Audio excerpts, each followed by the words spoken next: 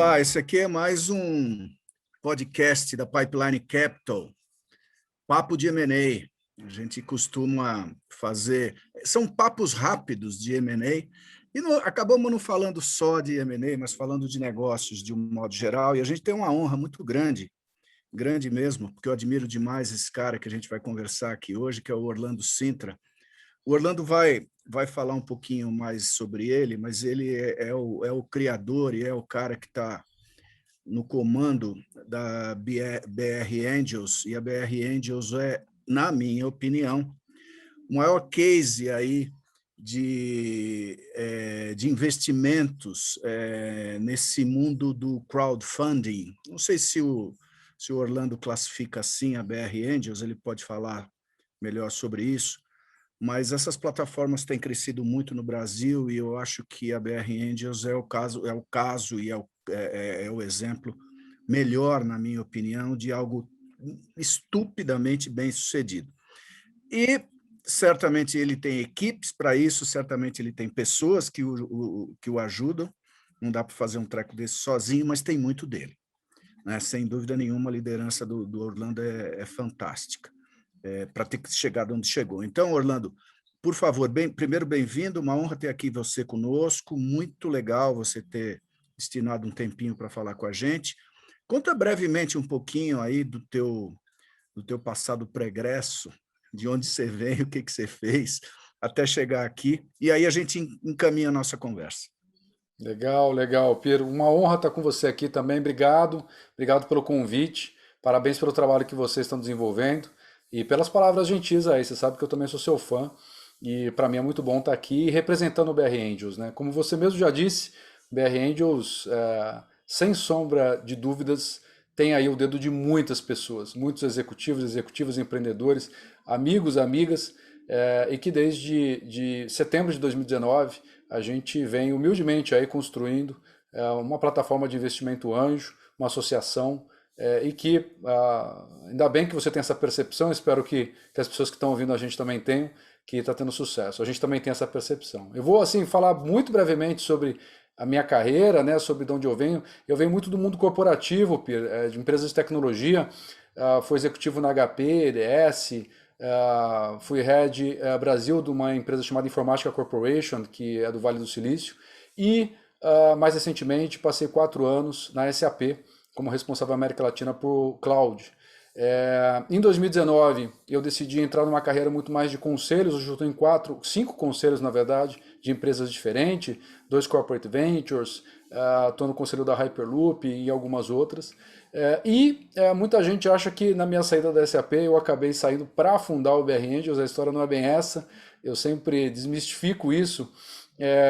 Eu já tinha investimentos anjo, saí para me dedicar a conselhos, e aí vários amigas perguntavam, tinham muita curiosidade sobre investimento anjo, eu já participava e participo até hoje de outros grupos anjo, e eu falei, bom, quer saber?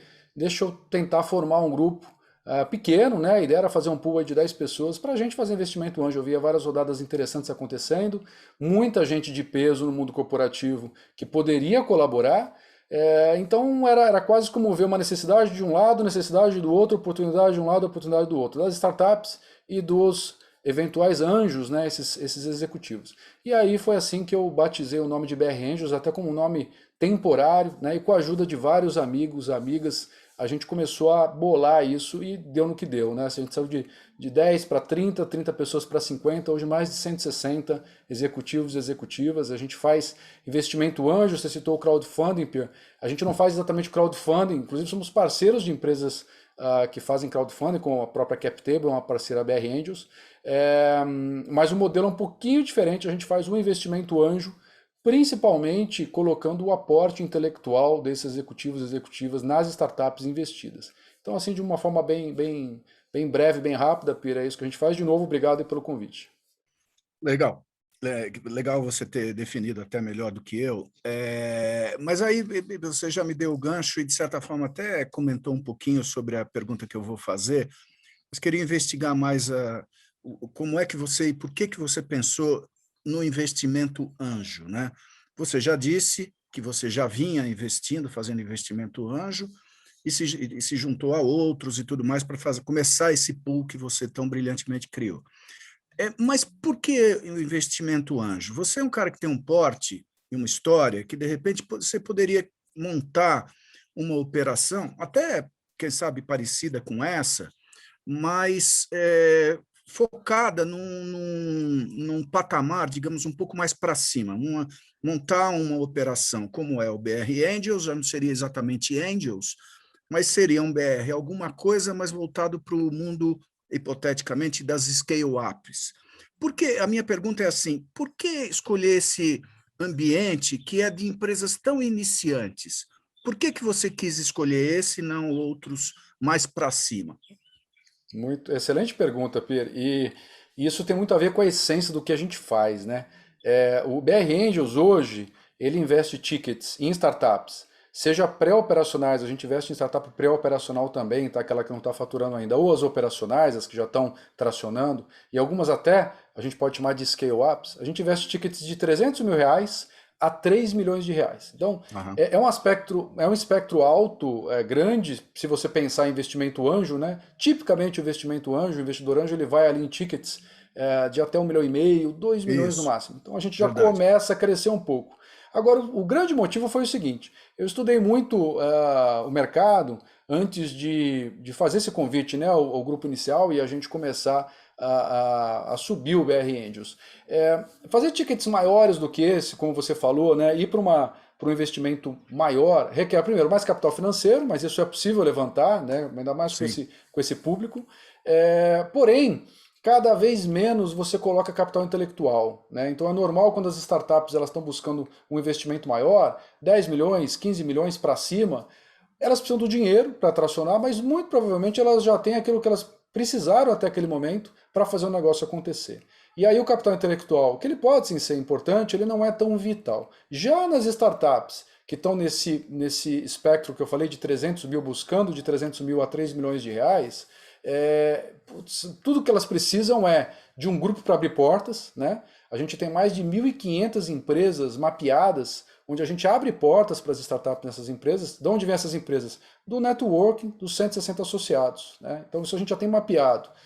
E também os grupos de mentoria. A gente tem mentoria na parte financeira, RH, ESG, Legal e Compliance, vendas, ou seja, são 9 grupos com associados, né? Executivos, CEOs, empreendedores e empreendedoras do mercado que participam desses grupos para prestar mentoria nessas startups. Então, tudo isso, quando você olha a maturidade da startup, ela tem um porquê, né? É como você fala assim, bom, se eu vou ensinar uma criança ou um adolescente algo, essa criança ou adolescente ela tem muita sede, muitas vezes, de aprender e quase que uma folha em branco para algumas coisas. Quando você vai para um adulto, já é diferente, ele já teve experiências, ele já está mais formado, etc. Com a gente não é diferente. Então a gente adotou pegar mais esse início, né? E aí vem o grupo Anjo, para que a gente possa aportar esse capital ser utilizado para essas startups nesse momento, e aí sim elas decolarem. Agora, só para finalizar, Pia, não significa que a gente investe só em empresa que está começando. Como eu falei, a gente, por exemplo, acabamos de fazer um aporte numa empresa chamada Muzi, que é uma rede social de música muito legal, é Muzi com 2 Is, para quem quiser pode baixar o app, é fascinante, e a gente fez um aporte de R$ 500 mil, saiu na mídia, era uma empresa que está começando a tracionar, apesar dos empreendedores já terem avançado bastante. Agora, nós temos empresas como Home Agent ou Vux, que estão fazendo Series A nesse momento. São empresas, são startups que já faturam aí mais de 20 milhões por ano. Então não é tão startup assim, né? Já vai mais para o lado do scale-up. Só para dar um É, pouquinho do espectro aí que a gente saquei. trabalha. Não, tá perfeito, tá perfeito. Foi indo para esse lado também, né? Você foi modelando e foi expandindo, né? Até para chegar bem perto das scale-ups também, é verdade. Exato. Você explicou bastante bem por que que você foi em busca, acho que já ficou claro para a audiência aqui, que quem participa da BR Angels são CEOs, são grandes executivos, né? Pessoas muito com uma qualificação muito boa, né? E é isso que você foi em busca, porque, como você explicou, essas pessoas têm muito para doar de conhecimento. Então, a BR Angels tem aí um maná, né? Um monte de gente com muita coisa para doar de conhecimento e experiência. Eu entendo isso e é perfeito do modelo de negócio seu para o mercado, digamos assim, indo em busca dessas pessoas. Agora, por que que essas pessoas, Orlando, e você conhece muito bem todas as 160 que você tem, por que elas hoje, no mundo de hoje, porque me parece que não foi sempre assim, por que um CEO de empresa que está ativo numa empresa e que, portanto, supõe-se, tem lá toda uma condição financeira muito positiva, muito favorável e tudo, por que ele pega um pedaço do dinheiro dele, e com muitos deles também com reservas e tudo, por que pega esse dinheiro e investe na BR Angels? Eu sei que o modelo é muito legal, mas eu queria entender que você me decifrasse um pouquinho como é que você vê a cabeça dessas pessoas no mundo de hoje. A minha impressão é que se você montasse a BR Angels, sei lá, 10 anos atrás, talvez você não fosse tão bem sucedido. Eu não sei se existiria o mindset de investimento nessas pessoas. Me parece que ele cresceu de tempos para cá. Uma percepção minha. Queria que você esboçasse um pouquinho como é que você vê essa questão, a cabeça desses É, caras. sem dúvida, sem dúvida. E eu acho que você pegou num ponto que eu concordo com você, viu, Pierre? Eu acho que essa iniciativa, 15 anos atrás, ela talvez não tivesse, né? Talvez fosse um grupo de 30 pessoas no máximo, ou nem isso. Mas alguns fatores aí que eu acho que trazem, né, a curiosidade desse público e às vezes até a necessidade deles. Eu vou tentar responder um pouquinho dos dois lados, tá? E vou começar falando. Eu sempre fui do ramo de tecnologia, inovação, empresas corporativas. Eu vou pegar 15 anos para trás. 15 anos. Eu ouvia demais das empresas o seguinte: startup, mas startup, né? Mas será que a grande corporação falando, né? Mas será que startup é um negócio que a gente precisa se preocupar? Será que não é uma modinha? Será que faz sentido, né? Tinha-se no passado muitos questionamentos das grandes empresas para com as startups. Será que isso faz sentido? Eu preciso entender mesmo isso, como estão falando? E hoje eu já quase não vejo isso. Eu estou muito envolvido com corporate ventures, por exemplo, ou seja, as grandes empresas que têm uma área de inovação e que estão buscando startups, às vezes até para investir. E hoje eu acho que isso já foi, né? Você olha no mercado, a Magazine Luiza comprando empresa, a Local Web comprando empresa, né? Startups. Então isso já, startups indo para a bolsa, fazendo IPO. Então a economia mudou, isso não é uma mudança no investimento anjo, é da economia como um todo. Taxa de juros caiu, o que também levou todo mundo para buscar mais risco, e as startups estavam nesse meio todo. E o surgimento dos unicórnios, né? Que o Brasil aí está muito bem, né? Criando unicórnios, a cada mês você ouve um novo unicórnio, e dentre eles muitos brasileiros. Então, juntando tudo isso, eu acho que pelo menos nos últimos 5 anos, todos os executivos e executivas começaram a entender que startup é uma coisa que veio para ficar, né? E que vai oxigenar, vai trazer inovação, é bom para todo mundo, vai coexistir no ecossistema. A startup nada mais é, pessoal, do que uma fase de uma empresa, né? Tem muita gente que caracteriza startup como é um animal diferente. Ela não é, ela é uma fase. Toda startup, em tese, tem o sonho de um dia ser uma grande empresa, né? E toda grande empresa quer, de alguma forma, utilizar daquela oxigenação, daquela inovação que a startup traz. Então as duas coexistem. Uma startup cresce, vira uma scale-up e às vezes vira uma grande empresa. Então é uma fase, nada mais do que isso. E os executivos e executivas começaram a perceber isso. Eu vi muito isso no mundo corporativo, em empreendedores, e comecei a sentir um pouco disso com essa entrada de mais investimento anjo, mais venture capital. Essas pessoas acabaram olhando esse mundo e falando: bom, eu já conheço o mundo corporativo, sou bem sucedido, como você mesmo bem falou, Pierre. Tenho aqui já minha vida financeira, bem ou mal, resolvida. Mas será que eu deveria estar conhecendo? Será que é legal aprender isso? Será que pode ser uma segunda carreira para mim depois que eu pensar em me aposentar? Então, todos esses questionamentos começaram a aparecer. Dado o networking que eu sempre tive nesse meio, eu entendi um pouco disso e falei: poxa, tem de um lado as startups sedentas por investimento, grande parte delas precisam, mas investimento hoje tem várias entidades que podem fazer no mercado, mas buscando capital intelectual, buscando mentoria, buscando abertura de portas, e do outro lado eu via: poxa, tem um monte de gente aqui muito bem qualificada, que conhece menos do mundo de startups, mas tem tudo que as startups precisam. E esse pessoal aqui tem uma capacidade intelectual muito grande. Prova disso o BR Angels, né? Tem pessoas que iniciaram em 2019 no BR Angels comigo, que não sabiam o que é pivotar, o que é valuation, né? Não entendia aquilo. Hoje, essas mesmas pessoas dão aulas, né?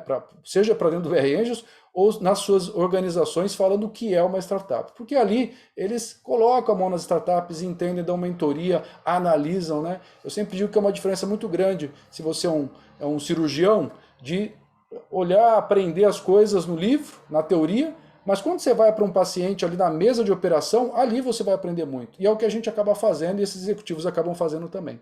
Então, isso tudo, além de despertar um interesse muito grande, tem um aspecto de trazer para as grandes empresas também, através desses executivos ou ex-executivos, a inovação, né, da startup que está na ponta. Sem dúvida, Pierre, assim, o momento, o timing é tudo. Até para as startups a gente costuma às vezes dizer isso, né? Não basta ter bons empreendedores, uma boa ideia, tem que estar no tempo certo.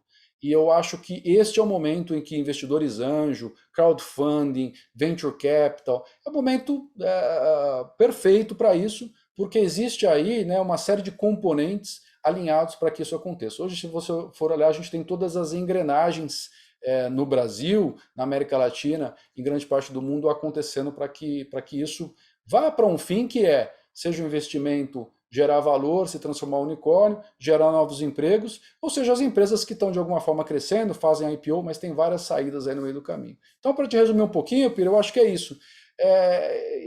Assim, para mim, o mais gratificante foi ver esse pessoal trabalhando junto, ver também que tem um give back, porque essas pessoas já aprenderam muito, elas dão mentorias para as startups e acabam levando de volta muita coisa, e ver o reconhecimento do mercado, né? Ver as startups de fato falando, olha, o BR Angels tem um Smart Capital, né? Ele faz a mentoria de uma forma diferenciada. O meu sonho sempre foi esse, foi ter um grupo em que a nossa parte de mentoria, esse give back, levar para a startup um valor, fosse muito maior do que o valor financeiramente investido.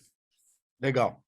O que eu posso acompanhar e acompanho de perto, você sabe, acho que você está sendo mega bem sucedido nisso. Você me deu também, de novo, aí um gancho na sua resposta, que é o Corporate Ventures, né? A gente, aqui como Pipeline Capital, a gente temos os nossos assets aqui, os nossos ativos, né, que a gente vai ao mercado em busca ou de uma fusão ou até de uma venda, né? E a gente acaba falando com os fundos de investimentos mais variados, né? Mas falamos também com as grandes companhias que hoje estão investindo no mundo, estão comprando empresas, muitas delas, aí é o caso aqui da Pipeline como uma empresa que auxilia nesse elo da cadeia de vender empresas para essas grandes companhias que nós estamos vendo, estão comprando empresas mais do que talvez comprassem também anos atrás. Tudo isso é parte dessa evolução que você comentou, mas queria que você falasse um pouquinho do Corporate Venture, quer dizer que as empresas grandes investindo nesse âmbito das startups, como você mesmo disse, elas há pouco tempo atrás não entendiam que as startups poderiam ser algo interessante. Queria investigar um pouquinho mais, Orlando, como é que foi esse clique, né? Onde é que, se foi um clique ou se foi uma evolução, onde é que se deu isso? E por que elas hoje estão tão sedentas, e eu sinto assim, eu sinto que boa parte das grandes empresas tem lá alguma estrutura se não tem estruturado assim de uma forma bem densa, né, ou forte, uma operação de corporate ventures, tem interesse, já conversou a respeito no conselho, alguém já falou a respeito que é importante falar com as startups. Por que você acha que isso está acontecendo e qual a relevância que você acha, desculpe, que as startups têm para essas grandes companhias? Legal, Pedro. Excelente, excelente ponto. E o trabalho que vocês estão fazendo na Pipeline Capital é fundamental, né, nesse auxílio para as grandes empresas aí. E vocês estão muito fortes também na ponta das startups. Então, parabéns aí pelo trabalho que vocês estão fazendo. Eu acho que foi mais uma evolução, Pedro, na minha opinião, na minha humilde opinião, do que um clique, né, uma virada. Eu acho que vários fatores foram acontecendo para que primeiro as startups se provassem como negócios maduros, e aí eu digo das startups que se transformaram em scale-ups, que se transformaram em unicórnios. Isso, de alguma forma, liga um alerta para as empresas, né? Eu vou pegar os grandes bancos, quando viram, de repente, um Nubank aparecendo, né? Até determinado momento, os grandes bancos poderiam estar mais reticentes, né? Eram poucos grandes, com muita musculatura financeira, um domínio muito grande do mercado. Daqui a pouco aparece um Neon, aparece um Nubank, começam a aparecer empresas que até ontem não existiam, e agora viram unicórnios, valorizados, com muito capital, com um modelo diferente, seduzindo clientes no bom sentido, né? Então trazendo clientela. Eu vou longe, né? Eu pego uma XP, que também nasceu assim. A XP era uma startup, né, pura, e de repente, boom. Então, só para pegar isso como exemplo, o setor financeiro, isso deu uma mexida nas empresas, né? Isso dá uma acordada, isso dá uma, opa, será que a gente não deveria estar olhando esse negócio? Eu acho que isso aconteceu em vários setores, né? E aí eu estou falando de alguns anos atrás. O que fez com que as grandes empresas falassem, bom, startup é um negócio que veio para ficar, não é modinha, faz sentido, e eu preciso de alguma forma pensar como uma startup. Uma grande empresa nunca vai ser uma startup, porque ela tem musculatura financeira, ela tem mais volume, com isso ela tem que ser mais rígida, ela tem que ser mais aversa ao risco, né? Isso é da natureza.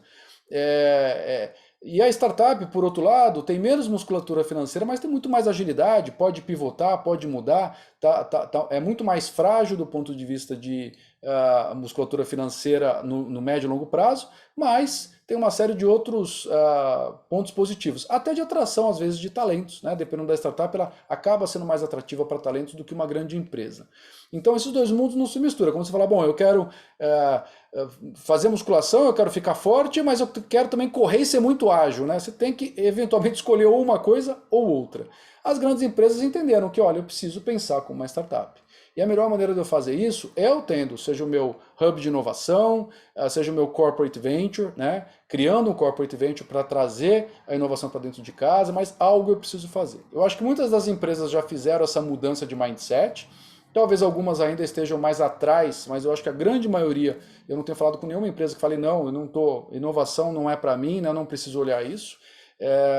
Todas estão olhando. Eu sou conselheiro de 2 corporate ventures, de 2 empresas de mercado, e que respiram isso, que até 2 anos atrás não respiravam. Hoje elas estão vendo Verdade. startup, né? Eu sempre faço uma pergunta para as grandes empresas. Eles falam assim, não, a gente tem uma iniciativa, a gente está vendo, etc. Eu pergunto, quantas startups quantos pitches de startups vocês estão ouvindo por mês? Né? E é incrível porque essa pergunta, ela diz tudo. Se a resposta é, olha, a gente está vendo aqui 20, 30 pitches de startups por mês, pô, legal. Com certeza você tem alguma iniciativa que está funcionando, e se você está minimamente ouvindo o pitch de startup, você está fazendo alguma coisa com isso, e eventualmente você está mais próximo da inovação. Significa que está estruturado. Agora, as respostas que normalmente eu ouço assim, a gente...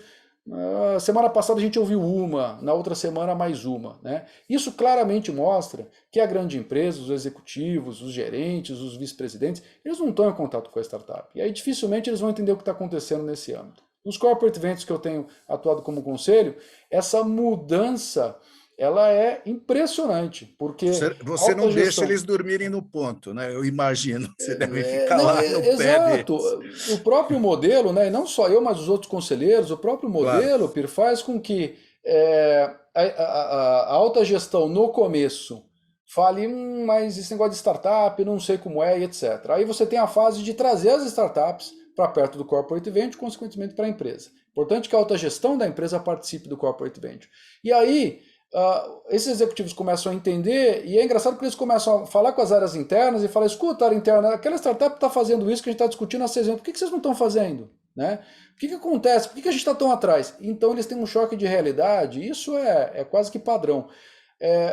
Olhando o mercado e vendo como as startups às vezes estão evoluídas em determinados aspectos, que eles não estão. Então esse é o choque positivo que eu falo, isso que é legal. Você vê, reconhece, fala, opa, eu deveria estar fazendo aquilo, então como é que eu junto esses dois mundos? Eu vou contratar uma startup como fornecedor, eu vou investir nessa startup, eu vou acelerar, aí entram vários sabores, tá? Então eu acho que isso está amadurecendo muito, né, no Brasil, especificamente. Tem várias empresas que estão com essas iniciativas, a gente está agora fazendo uma pesquisa conjunto com a Innovation Latam sobre Corporate Ventures e que vai mapear isso melhor ainda, mas eu acho que ainda tem, assim, dá para dividir em 3 grandes blocos, se a gente pegar as grandes empresas brasileiras. Aquelas que estão fazendo isso já muito bem e já está consolidado, eu vou dar como exemplo o Magalu, né? Eu acho que começou essa transformação lá atrás e hoje está colhendo os frutos. Eu acho que tem aquelas que estão se mexendo, estão começando, aí são empresas que estão criando seus corporate ventures, estão agora começando a dar forma a isso, e ainda tem aquelas que estão vendo como vão fazer, etc., mas que não tem motivo para ficar na letargia. Hoje custa muito pouco relativamente um investimento para você colocar um corporate venture no ar, então essas estão naquela coisa da indecisão, e essas eu estou vendo que vão ficar cada vez mais para trás, Pia. Orlando, a gente passou, meio sem querer, querendo, por todo o ecossistema do mundo de investimento, né, do setor de investimento no Brasil. A gente começou falando do mundo anjo, dos investimentos anjo, onde está a BR Angels, mas falamos também logo no início de empresas scale-ups. Aí você falou do evento dos unicórnios, né, que foram crescendo muito. Falamos rapidamente, você também falou dos venture capitals, fundos de private equity, e você acabou de comentar também a importância do corporate venture nisso tudo, né? São elos de uma mesma cadeia, né? Queria que você comentasse, antes da gente concluir, estamos caminhando para o final da conversa, o mundo dos IPOs, né? A gente tem visto muitos IPOs acontecendo no Brasil. Não é exatamente um fenômeno recente, mas num volume grande, talvez seja um fenômeno para a gente observar, né? Tem acontecido muitos. Eu queria que você, Orlando, nos desse a seguinte visão. Você acha que isso é passageiro, transitório, ou você acha que isso é sustentável e faz parte de uma evolução da economia? Legal, Pedro. Excelente pergunta. Bom, eu acredito que os IPOs estão aí, chegaram para ficar, tá? Para as startups. Como você bem falou, eles já estão aí há muito tempo, é um mercado super maduro.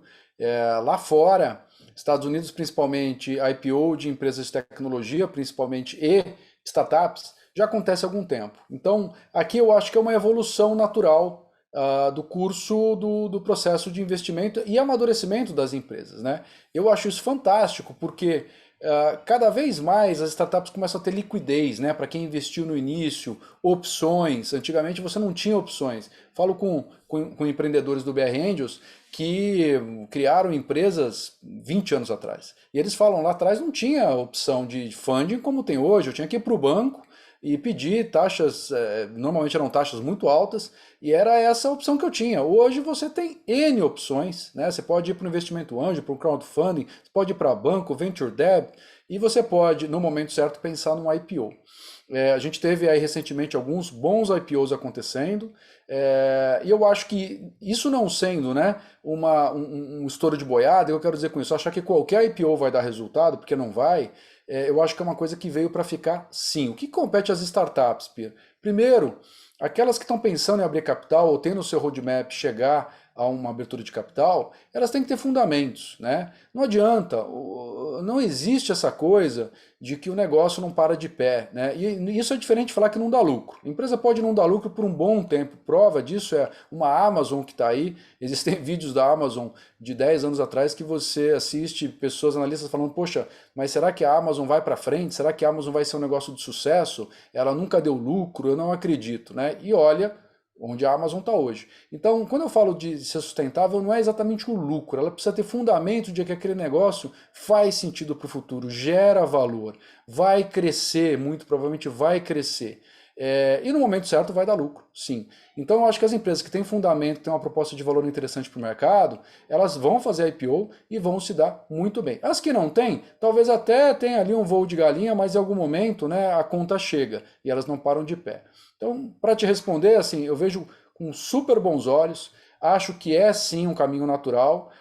O que os empreendedores precisam sempre pensar? Que a empresa precisa estar no momento para fazer o IPO. E fazendo o IPO entra algo muito crítico chamado governança. Então a startup precisa ter a governança, né? A startup, a scale-up, ela precisa ter essa governança bem resolvida, ela vai ter que prestar contas, né? Existem aí daí os relatórios trimestrais, então tem uma série diria que obrigações que até então essa scale-up, essa startup poderia não ter, que ela vai ter que ter. Então ela tem que estar preparada para isso. Mas eu não acho que vai parar por aí, não. Eu acho que vai crescer, eu acho isso excelente para o mercado, traz liquidez, traz aí um mercado que hoje a gente não está acostumado com as startups, e eu espero que de fato isso daqui para frente só cresça. Legal, Orlando, concordo assim, total, 100% com você. Caminhando aqui para o final, então, eu queria te pedir, não em detrimento de nenhum dos seus investimentos, ou do BR Angels, né?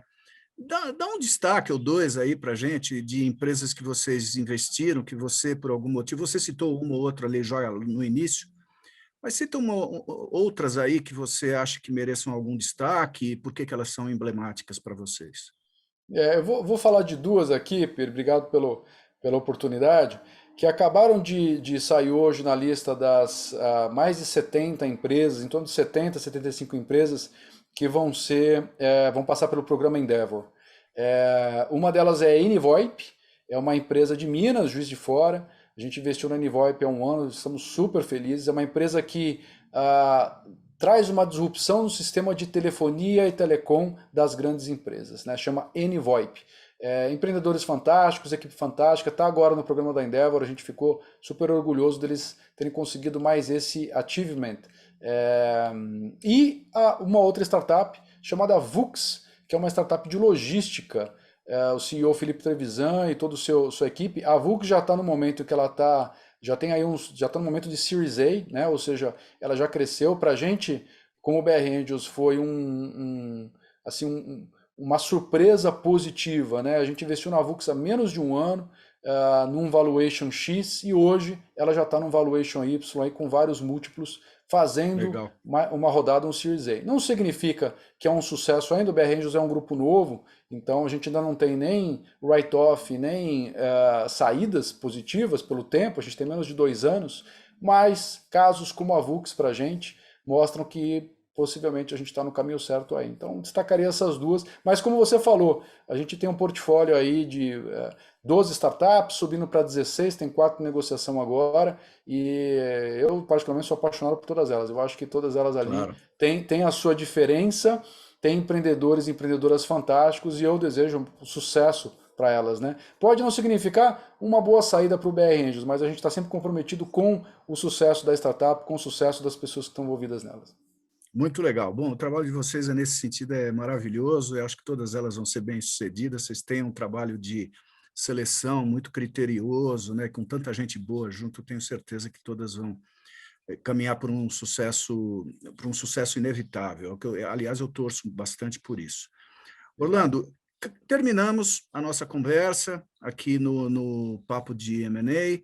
Eu quero, de novo, como fiz no início, te agradecer a gentileza do teu tempo e todo esse teu conhecimento, né, tão útil aqui para o mercado. O objetivo de uma conversa como essa, a gente distribui, obviamente, depois esse podcast em tudo que é lugar que a gente pode. Peço até uma ajuda sua para fazer o mesmo, porque o objetivo nosso aqui, eu sei que o seu também, é aprimorar cada vez mais o nosso ecossistema, o sistema o setor de investimentos no país, e fazer que as startups, essas empresas maravilhosas que estão, muitas delas escondidas aí no Brasil afora, um Brasil imenso, que tem iniciativas maravilhosas, e eu acho que uma BR Angels faz esse papel de ir descobrindo coisas que normalmente, num passado não muito distante, a gente comentou, talvez não aparecessem, né? Então, obrigado, parabéns pelo trabalho. Agradeço demais aí pela oportunidade. Queria deixar para você que tem interesse em conhecer um pouco mais do BR Angels, o nosso site, né, com o seu ok, Pierre, www.brangels.global, www.brangels.global. Se você é uma startup que quer se inscrever, que busca investimento anjo, pode se inscrever no nosso website. A gente tem todo o interesse de te conhecer. Também queria dizer, você citou uma coisa, que a gente está cada vez mais buscando startups fora do eixo aqui Sudeste-Sul, né? Não que não queremos startups Sudeste-Sul, muito pelo contrário, queremos sim, mas a gente quer muito também todas as outras regiões desse Brasil, né? Eu acho que tem muita coisa legal fora. A gente tem uma parceria com o César lá no Nordeste, que está rendendo uma série de frutos. Então, se você é uma startup que está fora do eixo aqui Sudeste-Sul, temos todo o interesse em te conhecer, né? Não é por isso que a gente não vai avaliar, eventualmente até investir no seu negócio. E mais uma vez agradecer e parabenizar vocês pelo trabalho que vocês têm feito aí, Piro. Eu acho que é fantástico, o ecossistema é isso. A gente precisa disseminar o conhecimento, sim. Conhecimento é uma das coisas que a gente pode sempre dividir e que retorna, né, que engrandece, não te empobrece. Então eu acho que esse trabalho que vocês estão fazendo tá fantástico. Parabéns. Obrigado, querido. Até uma próxima.